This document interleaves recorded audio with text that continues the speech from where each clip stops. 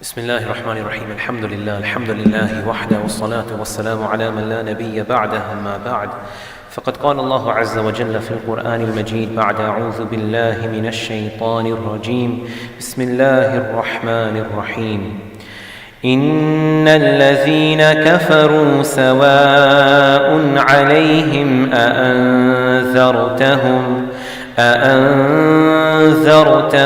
أم لم تنذرهم لا يؤمنون ختم الله على قلوبهم وعلى سمعهم وعلى أبصارهم غشاوة ولهم عذاب عظيم صدق الله العظيم وصدق رسوله النبي الأمي الكريم ونحن على ذلك لمن الشاهدين والشاكرين والحمد لله رب العالمين.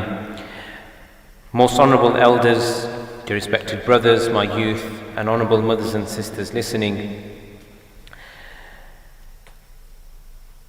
I have recited before you, through the ability that Allah subhanahu wa ta'ala gave me to utter these great words of His through this sinful tongue of mine, two ayat, two verses of Surah Al Baqarah, namely the 6th verse and the 7th verse, in which Allah subhanahu wa ta'ala talks about the disbelievers.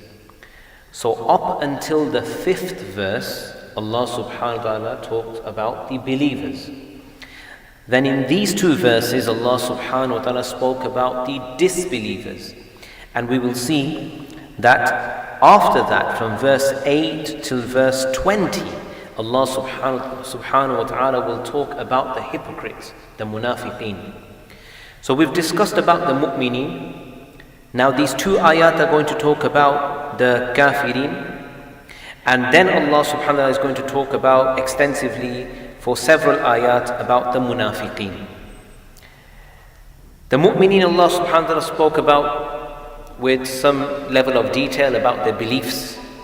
We've gone through that, and their actions. Just two ayat have been dedicated to the disbelievers, and then from ayah number 8 to 20, all of those have been dedicated to the hypocrites. And when we get to those ayat, we will learn that the reason why there's so many dedicated to the hypocrites is because their hypocrisy is secrecy, and it's not very noticeable.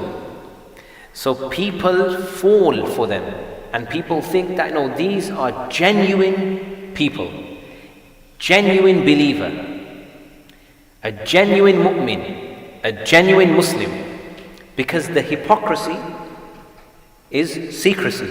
So it's kept very hidden. So they'll claim to be good believers and show you actions of good believers when they're amongst the believers. But as soon as they get a chance to move away, then they will abandon that speech and abandon those actions as well. But because on the apparent you can only see what they show you, it's hard to spot them. So Allah starts to list a number of qualities about them. Look, they do this. Look, they do this as well. Watch out for them, they have this sign as well and that sign as well. So Surah Al Munafiqun, a whole surah named after these hypocrites, elaborating upon their qualities. Surah Bara'ah elaborates on their qualities. Surah Nur speaks about them as well. And other surah as well mention them briefly. But they're so mentioned, and the qualities are so much mentioned about what they do, so that the believers can learn what a hypocrite is. Stay away from them so you don't burn your fingers and harm yourself and your iman by making them your friends. And also, you don't become from amongst them, and you don't start having those qualities that they have. Because the second you start having those qualities, and hypocrisy isn't something which is so clear. When it starts growing in the heart, you don't even realize you're a hypocrite. That's how hypocrisy is. So you don't even realize you're a hypocrite until someone tells you that, brother, weren't you the guy who was telling me to stop smoking? What are you doing right now yourself? And then you're like, light bulb moment. Oh yeah, I was actually saying the same, that don't smoke. I'm smoking myself. Why am I doing that? And you can't even realize when hypocrisy grows inside you. Rasulullah sallallahu alayhi wa sallam mentioned that al-ghina'u yumbitun nifaq. There is a sin which gives growth to hypocrisy in the heart. It feeds hypocrisy. It waters and irrigates hypocrisy, like as if it was seeds within your person's heart. And what is this sin? This sin is music. Al-ghina'u, music. Yumbitun nifaq. It creates hypocrisy. It gives growth to hypocrisy. Like normally yumbitu, this fi'l is used when you talk about vegetation growing, plantation is growing. So here this verb is used here to show that it's like as if the hypocrisy is planted deep within the heart. You can't notice it, other people can't notice it as well. But then comes a sin into your life and you take it in through your ears, you listen to music, and it starts to water this thing which was buried. And it wasn't apparent in your life, it wasn't even part of you. But it starts to give it growth until it sprouts out and until it actually comes out. And then you realize, hey, where did these weeds come from? Where did this come from? I didn't plant this here. How did this get here? But that's what music does. So this in itself is enough of a harm to avoid music. Besides all the other ahadith that talk about music is haram, this is what it does, this is what it does.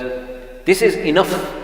And in another verse in the Quran, Allah subhanahu wa ta'ala, is an interpretation of the word in the Quran that Allah subhanahu wa ta'ala calls the voice of shaitan music as well. That music is the voice of shaitan. That's his talk. The Quran is the talk of Allah and music is the talk of shaitan.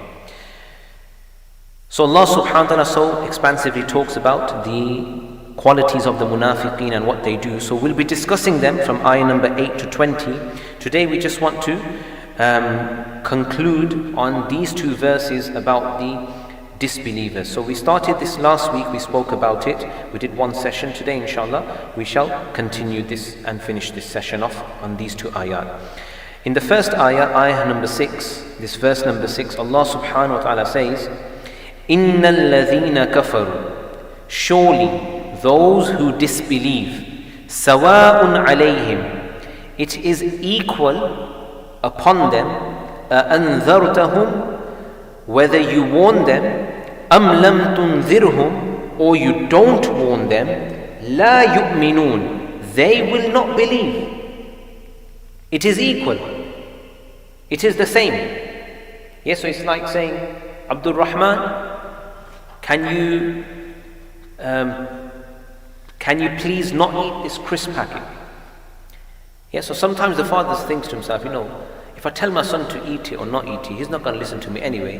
I might as well save my respect and just not put the instruction out there because he's going to blow it away anyway. So I might as well just keep a bit of respect on myself and just not tell him to do it because I know he's not going to listen to me anyway. So I'm just going to leave the situation. So of course the father and the mother, they pick and choose the moments when they want to put the foot down and not put the foot down, just to kind of save the respect barrier between them, because they know that I'm just putting him in a situation where his desire to eat that crisp packet is much more than to listen to me. So if I put myself in that situation and he does opt for the crisp packet, that's going to be bestie for me, that's my bi'izzati, that's going to dishonor me. So I might as well just let the crisp packet thing win, let him eat the crisp packet and not eat his food and his meal, for example, and have that in its place, and just let it be. So a person makes a choice. So here Allah is saying that surely indeed those who disbelieve, O Messenger of Allah sallallahu alayhi wasallam, a specific type of category of disbelievers, not every disbeliever, a specific group of disbelievers, it's equal. Whether you warn them or not warn them, they are just not going to believe. That's one category of disbelievers. Why is that? Because Allah tells us in another place in the Quran, كَلَّا بَلْ رَانَ عَلَىٰ قُلُوبِهِمْ مَا كَانُوا يَكْسِبُونَ. It's not because Allah has made it fate for them, so therefore Allah has just decided that for them. No, they have achieved this or reached this level due to their own actions. They have reached this level due to their own action. And this is a very, very important point. A consequence of sins. Consequence of persisting in sins. So one is you do a sin. So you do a sin. So you made a mistake. So what do? You say sorry to Allah, forgive me, and you move on. And one is you just persist on the sin. And you just keep going. And you keep going. And you think there's no tomorrow. And you're never going to die. And you're never going to have to face Allah. As in, maybe you're not saying it verbally, but your actions are speaking much louder than your words. And that's how you're living that life, that there's no tomorrow. This is very dangerous. And the result of how this happens, what's being said in this ayah, is exactly because of this. What happens? This is what happens. A person carries on saying, like they didn't want to listen to Rasulullah sallallahu alaihi wasallam, so they carried on shutting themselves off, trying to put their hands on their ears, trying to move away, trying to speak over him, trying to speak bad about him, not listening to his message, retaliating, harming him, everything to obstruct him. To that extent, the persistence was that Allah just sealed their faculty of receiving guidance. So how do you receive guidance? Through the faculties of knowledge. Where do you learn knowledge from? You look at a book, you read it, you gain knowledge. You hear it, you gain knowledge. You understand it, you gain knowledge. You speak good about it, you gain knowledge. Allah sealed all of these faculties for them, so they couldn't do anything. You tell them about something good, they can't understand the goodness inside it. You're wasting their time. They read about something good, it's boring. So you say to your child, son, here's a history book on Islam, read that. No, give me Harry Potter. I'll read Harry Potter. So you say, okay, here's a talk by a Shaykh on YouTube, listen to that. No, I'm just watching my own cartoons. I'm watching. Okay, let's go to the masjid. No, I'm going out with my friends. Okay, there's an activity at the masjid, let's go there. No, I'd rather go football. So any avenue of guidance, they just closed for them. They just can't take it in. It's like saying you pour water on soil, the water eventually sinks in. You pour it onto concrete, there's no way in. It's the same water, but the recipient's heart has become so hard that the water just doesn't go in. So you pour one bucket of water on concrete, like, come on man, this has to go through. You pour a second bucket of water, so you're giving da'wah to this brother, and you're doing it again, and you're doing it again, and you're like, come on man, one salah you should come to the masjid, one salah. How much da'wah I've been giving him for 2 weeks, 3 weeks? Pouring it all on him. But the heart is hard, so it doesn't take anything in. Just before we move on, how do you make this heart softened? This heart only becomes softened through the remembrance of Allah. So yes, the other person is giving you da'wah, that's also remembrance, but you're just shutting yourself to him. The only way you can come out of this misguidance and hard-heartedness is by remembering Allah. Whether you listen to someone telling you about Allah, or whether you remember Him yourself loudly, whether you remember Him quietly, whether you just think about Him without moving your lips, and you have to remember Him. The more you remember Him, the softer the surface of your heart's going to become. So the next time someone pours something on you, or you pour something on yourself, some kind of guidance, something's going to go through. So you're always in a better position the more you remember Allah. May Allah soften our hearts, even more than what they are. And may Allah always continue to make us recipients of guidance. So continuing, Allah subhanahu wa ta'ala talks about disbelievers in another verse in the Quran. Allah subhanahu wa ta'ala says, إِنَّ الَّذِينَ حَقَّتْ عَلَيْهِمْ كَلِمَةُ رَبِّكَ لَا يُؤْمِنُونَ. Allah's word, so the word of your Lord has justified itself upon them. Justified itself how? Because they continue to persist in evil deeds. So the word and the rule of your Lord has justified itself upon them what? La yu'minun. They will just not believe. They will not believe. وَلَوْ جَاءَتْهُمْ كُلُّ آيَةٍ. Even if every sign of Allah you brought upon them. Even if every sign of Allah you brought upon them, حَتَّى يَرَوُوا الْعَذَابَ الْأَلِيمِ. They will not believe. They will only believe when they see the severe punishment of Allah which is in the hereafter. That's when they'll say, I believe in you, Allah. It's too late. It's too late. And about the people of the book, Allah subhanahu wa ta'ala says, وَلَئِنْ أَتَيْتَ الَّذِينَ أُوتُوا الْكِتَابَ بِكُلِّ آيَةٍ. If you were to bring every verse of the Quran or every sign of Allah to the people of the book, again, those people of the book who are persistent in just shutting themselves off, so they just never want to listen to you, they don't give themselves a chance. So Allah has sealed them and their hearts and their faculties of understanding to that extent, مَا تَبِعُوا قِبْلَتَكَ, that they will never follow your qibla and your religion and your deen. They won't do it. So we learn that one of the harms and consequences of continuously persisting in sin is that Allah removes or let's say Allah desensitizes you to guidance. Allah desensitizes you to guidance. That means you don't feel the guidance. You know, guidance comes, people talk to you, you read it, you see it, you hear it, you speak, people speak it to you, you speak it, nothing affects you. You become desensitized to it. This is a punishment to that person for his persistence of sins in this very world before the next.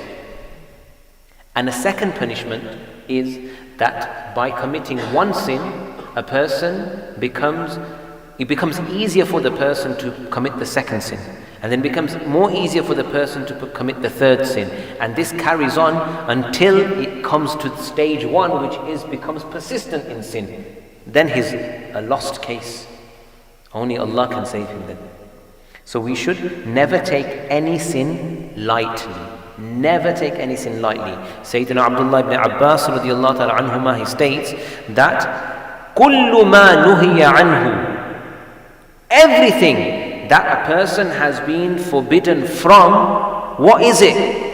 It's a major sin. Everything that Allah stopped you from is a major sin. Because how can it be that Allah tells you not to do something, so it's a small sin if you do it, and it's a big sin in another scenario if you don't do it? I mean, how can you have listening to Allah or not listening to Him is a small disobedience at times, and not listening to Him is a big disobedience at times? How can we start doing that with Allah? You know, who's Allah? Our brother, our father, or our friend? You know, who? You know, Allah is Allah, our creator. How can you start doing this with Allah? You know, you do it with your friend, it's understandable that I listen to him on this, I won't listen. How can you start doing that with Allah? It just doesn't make sense. May Allah give us the understanding. So we need to conclude, and we have a few things to do, so let's try and quickly just conclude the next couple of minutes. Here Allah subhanahu wa ta'ala says that whether you warn them or not warn them, they will not believe. So here the word used is أَأَنذَرْتَهُمْ. أَنذَرَ يُنذِرُ إِنذَارًا. It means to warn. So this word, when you do inzar, when you warn someone, it connotates, meaning it gives the meaning that you bring news to someone which is very, very alarming. Yeah. So for example, don't go down that road. There's shooting taking place. So it's not just a warning, it's like a warning with like great alarming. So inzar has this meaning. So here Allah is saying that whether you warn them, so you warn them with the alarming thing, am lam tunzirum, or you don't warn them, they're still not going to receive anything. It's just not going to make sense to them. Another thing we need to understand is that inzar has the aspect of warning with great compassion and mercy in your heart for the person you're warning. So not only are you telling them about something which is very alarming, but you're saying it in a manner that you really care for them. So here Allah is saying that even if you warn them alarmingly, compassionately, still they won't listen to you. And we see this repeated in the seerah, that Rasulullah sallallahu alaihi wasallam warned them alarmingly. Punishment, fire of hell, punishment in this world, stories of the past of how nations were destroyed, alarming consequences, isn't it? And compassionately he did it, but they didn't receive it, and they didn't receive it properly. And from this, the da'is, is a big lesson that whoever gives da'wah, when you warn someone and tell them about punishments of the hereafter, then you must warn them compassionately. This is the sunnah way. You must warn them with great feeling in your heart for them, not warn them like a father's telling off his son. Well, you don't tell your son off like that, do you? Otherwise, fathers, sons, there's combinations over here. So the father tells off his son, just rude you are, absolutely rude. So at that time, he's got no mercy in his heart for his son, and he's just telling him off one time. So we're saying that when you give this kind of da'wah, when you do indhar, when you warn someone like that and you tell them of great consequences, you do it with a very loving and compassionate part within your heart. Okay, inshallah, we'll probably just conclude on that. It's been about 25 minutes. May Allah subhanahu wa ta'ala first will give me and the rest of you the ability to act upon what has been said. Inshallah, next week we will begin the ayat that are about the hypocrites. What does Allah say about them? Their signs, what do they do? What are those signs of those hypocrites, and how we should avoid entertaining any one of those signs in our hearts. So may Allah give us the tawfiq to attend these duroos regularly. It's 20-25 minutes a week, that's all it is. And through that you can learn so many good lessons from there. And imagine you do this, for 40-50 weeks a year. Imagine how transformational that is. But consistency is key. Yes, the way a person is persistent in sin and it leads to his destruction, if you're persistent in opening yourself up to guidance, then that can only lead to success. Yeah, if persistence in sin, we understand, it can lead to a person's faculties of understanding and receiving guidance sealed. If that's what he can do, then persistence in guidance can only lead to opening up those faculties. So don't think one dars a week is something small. Oh, it's only 20 minutes a week, and what's it going to do? What impact is it going to have on my life? You have no idea. The way how that person who's committing that sin has no idea what the sin's going to lead me to as I carry on doing it. The same way, you have no idea that just one dars a week, but you keep coming regularly, how much it's going to impact you. And really, it's not me, and it's not what I'm saying or the style I'm saying it. It's not me, it's the word of Allah subhanahu wa ta'ala. When I sit here, and Allah is my witness, every time before I sit here I do istighfar. I ask Allah for forgiveness, because I don't want my sins to stop the guidance coming to you. So I ask Allah for forgiveness, and I ask Him for guidance myself before I preach to you. Yeah, so it's not me. Yeah, this is only Allah's kindness that we benefit from these duroos. May Allah give us the tawfiq. Ameen ya Rabbil Alameen. Subhanallah bihamdi, subhanallah al-azim. Ashhadu an la ilaha illa anta astaghfiruka wa atubu ilayk. Assalamu alaikum wa rahmatullahi wa barakatuh.